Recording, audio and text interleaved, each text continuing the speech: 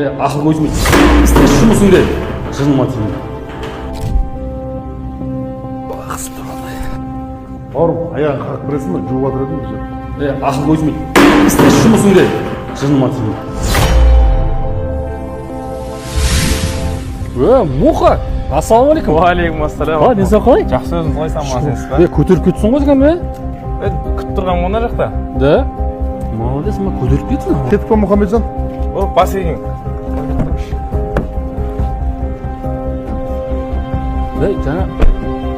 Жаңа қол жуып жүрген кісі ғой?